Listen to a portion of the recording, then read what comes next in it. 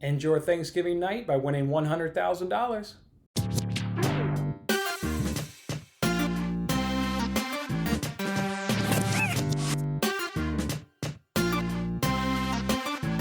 Hey, what's going on, everyone? It's Jason Mattis with Winning Bets. Thanks for hanging out with me on this contest.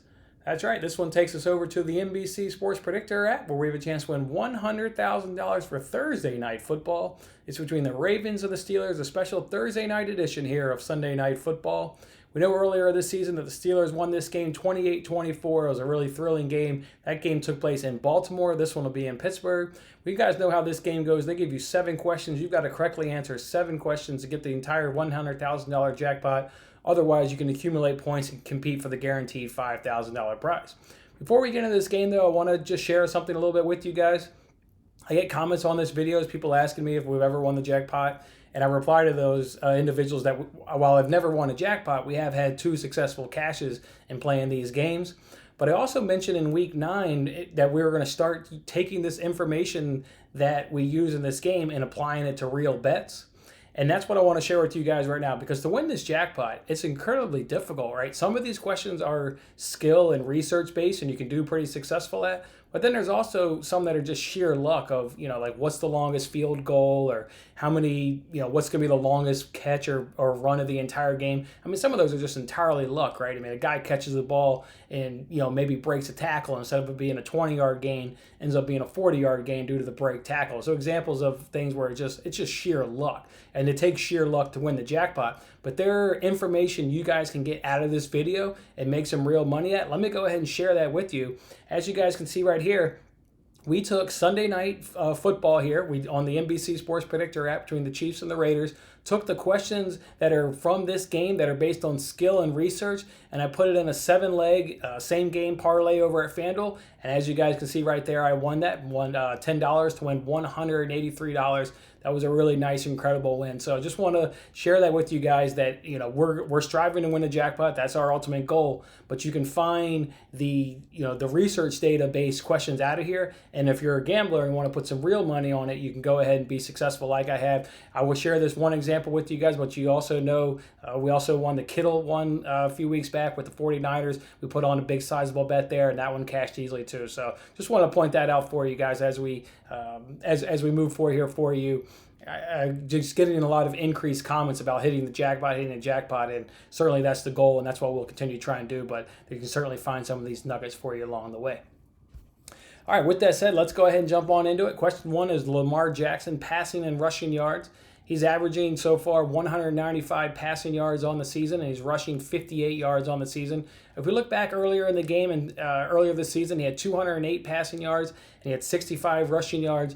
And I also went back and looked at the first game from last season. Can't really look at the second game from last season because it was week 17 and the Ravens were resting a lot of their starters ahead of the playoffs. But in the first game of last season, he had 161 passing yards and 70 rushing yards.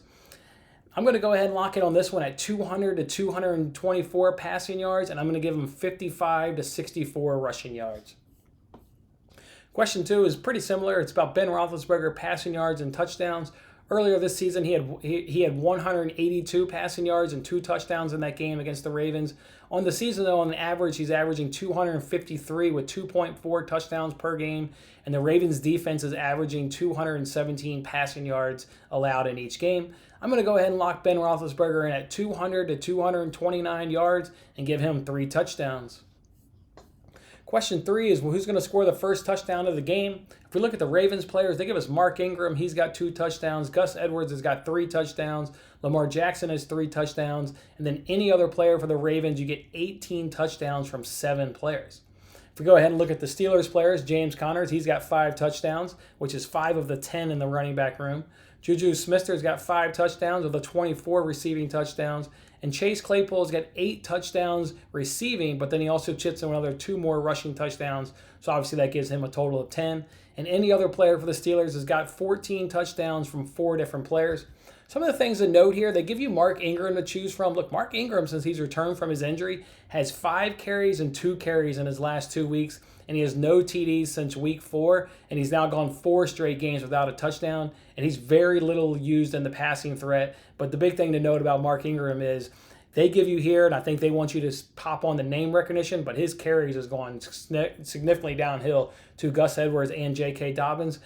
Speaking of Gus Edwards, he's got 3 carries and 7 carries in his last 2 weeks, and he's gone 2 straight games without a TD. And once again, he's used very little in the passing game. So who's running the ball for the Ravens? Well, it's going to be one of any other players there for the Ravens, and it's J.K. Dobbins. He has emerged as the number 1 running back over the last few weeks. He is getting far and away the more carries, but then he's also getting receiving targets each week. He's become the number 1 back. He's clearly the guy in that backfield. He's got 3 TDs, which is tied for most of the running backs.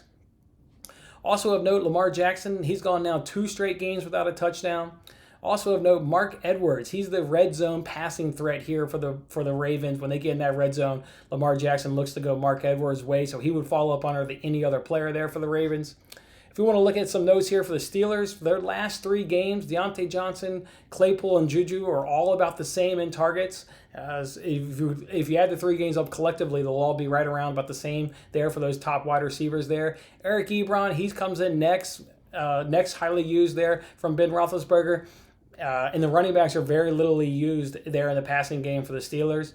And for the Steelers, they've only got 1 rushing touchdown in their last 3 games, so they're definitely leaning a little bit more pass heavy here.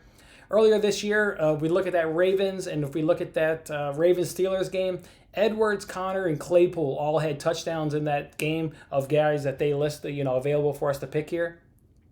Again, last year was really hard to choose, was really hard to look at because, one, the Steelers sucked without having Ben Roethlisberger really throughout that entire season, and then the Ravens resting their players there in Week 17. But in Game 1 of last season, James Conner, Juju Smith, they both had touchdowns. Or the players that they give you here in this question, Connors and Juju Smith-Schuster were the ones that had touchdowns last year. This one here, I think if you go Ravens here, if you think the Ravens are going to be the team to get the first touchdown, to me it's pretty easy to go any other player because you get J.K. Dobbins again, who has emerged as the number 1 running back out of the guys there for the Ravens, and you get all their wide receivers, and you get Mark Andrews, who again he's their red zone threat. So if you're going to go Ravens here, I would definitely go any other player. I'm going to lean Steelers here, and if you go Steelers here, if you look at the wide receivers and their recent trend, they definitely lean more pass heavy. That's why I'm going to go ahead and pick one of the wide receivers. So I'm between Claypool and Juju Smith. They each have 2 TDs in 2 of their last 3 games. I'm going to go ahead and say Chase Claypool. I mean, the guy is absolutely killing it here as a rookie. He's about to set a record. He's got 10 touchdowns so far through 10 games. He's on pace to shatter what would be some rookie records there for wide receivers, scoring touchdowns. So go ahead and give me Chase Claypool. He's not just the home run threat. He's got some touchdowns there in the intermediate areas. So he's just not the home run guy, but he also is the home run guy. So I'm going to go ahead and say Chase Claypool. I wish I had more confidence that the Ravens were going to score the first touchdowns, because I think any other player for the Ravens is easier, but I'm just not sure the Ravens get the first touchdown. So I'm going to take a chance here with Chase Claypool. Question 4 is who's going to have the most second quarter receiving yards? For this one, I like to go targets. We've gotten this question right when it was presented to us a handful of weeks ago, and it was because of I think you should use targets because we can know. It's hard to we can say this receiver averages this yards, but who's going to get those yards in which quarter is a little unpredictable. So that's why I like to look at targets for this one, because who is the quarterbacks looking at most often throughout the course of the game?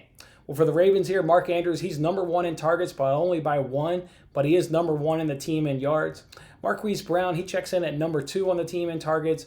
And then Snead is the next Ravens in terms of targets, but he's 19 behind Brown. So he's 19 targets behind Brown, so I would put him 20 targets there behind Andrews. If we look at the Steelers here, Deontay Johnson, he's number 1 in the team in targets by 6, and he's number 2 in the team in yards. Juju Smith-Schuster, he's number 2 in the team in targets. And then Claypool, he comes in next with targets. He's 10 behind Juju Smith, but he's number 1 in yards because he's easily the big play guy receiver here on this team. He's emerged as the true big play, big play threat. I'm going to go, though, and say Deontay Johnson. We got it right previously looking at targets. Deontay Johnson has the most targets on this team. He's also got the most targets when you look at both teams. Johnson has the most targets. And in 6 games so far this season, he's had double-digit targets. So go ahead and give me Deontay Johnson.